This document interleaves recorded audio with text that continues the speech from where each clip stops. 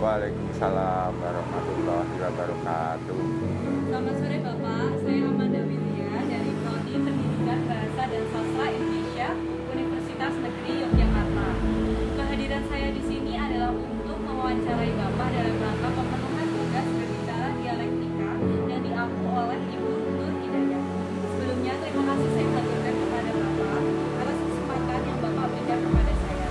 Karena Bapak mengizinkan saya untuk melakukan wawancara mengenai tokoh inspiratif dalam hidup saya dan masih menggunakan tokoh tersebut.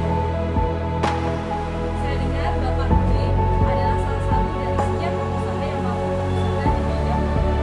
Kalau benar, saya ingin mendengar langsung mengenai perjalanan hidup Bapak hingga dapat membangun optik. Ini pengalaman ya, pengalaman di dunia optik ya. Dulu kita bekerja di perusahaan optik Apasum namanya. Nah, di situ kebetulan saya diberi tugas sebagai manajer toko. Nah, dalam bekerja itu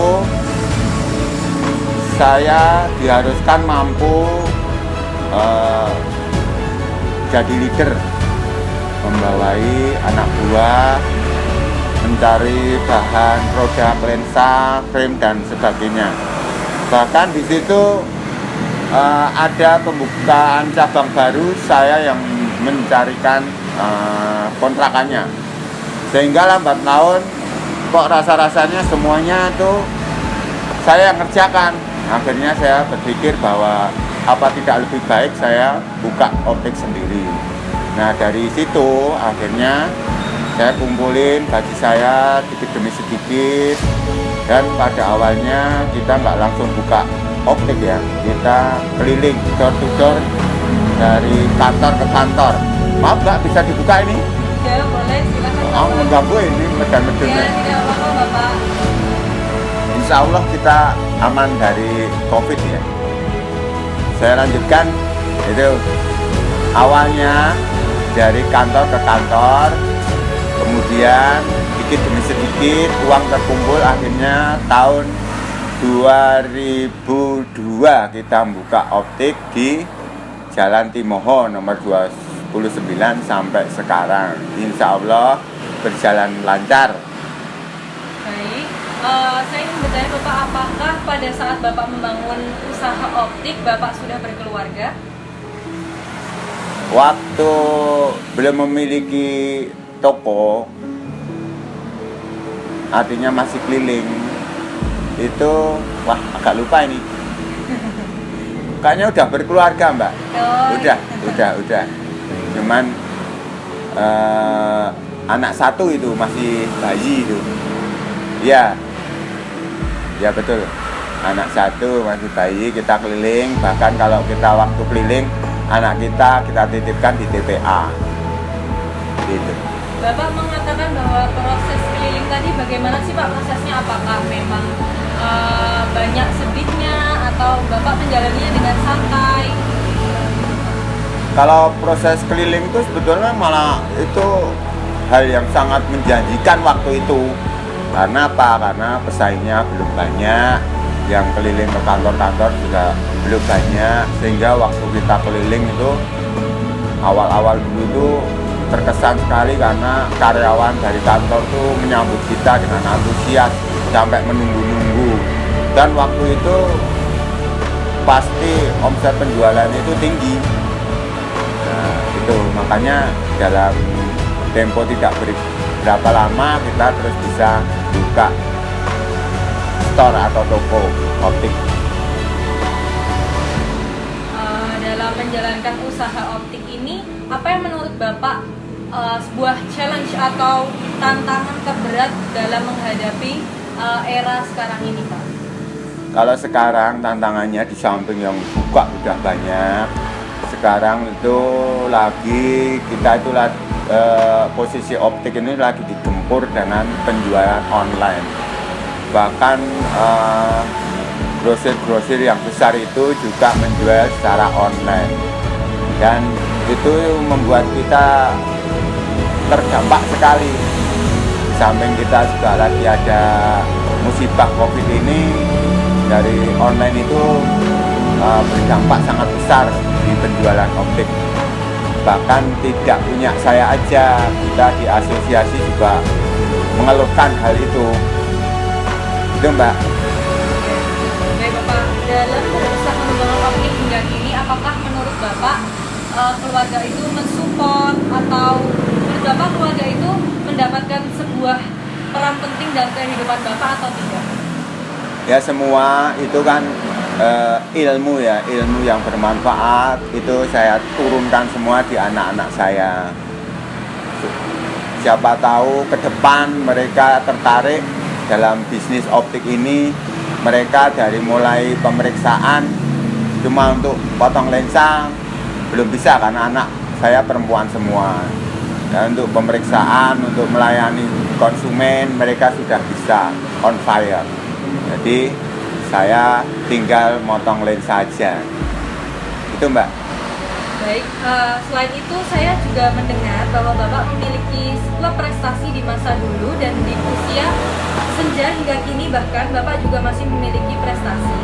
Dan seperti prestasi bidang keolahragaan. Apakah hal itu benar Bapak? Ya benar sih, tapi agak sombong sedikit ini. Soalnya prestasi nanti dikira sombong ya, tapi itu ada sertifikatnya, ada piagamnya. Waktu muda dulu saya tuh sukanya fight, tarung. Kalau tarung di jalanan itu efeknya ada urusan, terus berantemnya nggak puas. Makanya saya milih tarung yang resmi, yaitu di bela diri. Bela diri itu silat dan taekwondo waktu itu. Kalau silat alhamdulillah saya pernah juara se-Indonesia antar mahasiswa. Kalau tingkat DIY udah sering. Untuk taekwondo pernah juga juara 1 se-DIY. Waktu itu hanya coba-coba ternyata bisa menjuarai. Alhamdulillah Mbak. Kalau itu waktu muda ya. Untuk yang tua di masa usia senja ini, setelah kalau silat kan itu tuh benturan Mbak. Jadi takutnya udah tua kan udah rapuh tulangnya. Kalau terus pertandingannya juga nggak ada, silat veteran itu nggak ada. Makanya sewaktu anak-anak saya masukin di klub badminton, akhirnya saya tertarik. Saya belajar dari nol,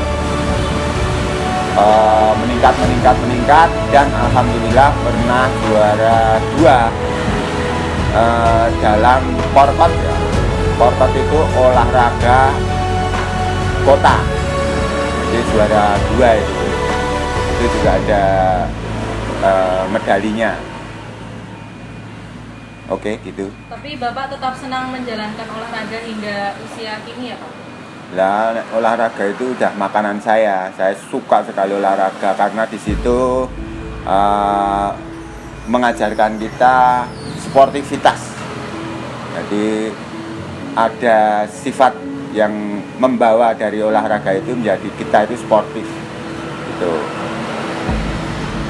Baik Bapak, selanjutnya saya akan tanya mengenai tokoh yang memotivasi Bapak dan bagaimana mengenai moto hidup ya Pak. Setiap manusia itu kan pasti memiliki tokoh motivasi, memiliki moto hidup. Bagaimana dengan Bapak sendiri? Aduh, tokoh motivasi siapa ya? Motivasi bidang apa ini? Mau olahraga boleh atau pengusaha yang sudah terkenal atau sukses juga boleh Bapak. Lebih yang memoris atau sering Bapak ingat gitu. Kalau olahraga Muhammad Ali itu di samping prestasinya juga tinggi, juga dia itu punya karakter yang bagus. Dia Islamnya kuat, ibadahnya bagus. Kalau bertanding juga setelah selesai dia itu fair dengan memeluk musuhnya, dan itu memotivasi saya. Mengenai moto hidup Bapak bagaimana? Moto hidup saya itu ada 2, bahasa Indonesia 1, bahasa Jawa 1. Yang bahasa Indonesia, hidup ini indah, maka nikmatilah. Yang bahasa Jawa, sepiro gedene sengsara yen tinampa amung dadi coba. Tahu nggak artinya? Kurang tahu Bapak. Ya, seberapa cobaan yang diberikan Tuhan kepada kita kalau kita nerima dengan hati yang ikhlas, dengan sabar, tawakal, itu akan menjadi nikmat. Makanya sepiro gedene sengsara yen tinampa amung dadi coba. Tuh, pahami itu. Baik, luar Sudah? biasa sekali Bapak. Ya, moto hidup dan motivasi dari Bapak ini semoga saya harap dapat diambil pelajarannya bagi teman-teman. Baiklah Bapak, sekian wawancara dari saya. Senang sekali berjumpa dengan Bapak ini dan semoga saya dan teman-teman mendapatkan hal baik dalam sesi wawancara kali ini. Terima kasih Amin. Bapak. Sama-sama, Dek. Wassalamualaikum warahmatullahi wabarakatuh. Waalaikumsalam warahmatullahi wabarakatuh.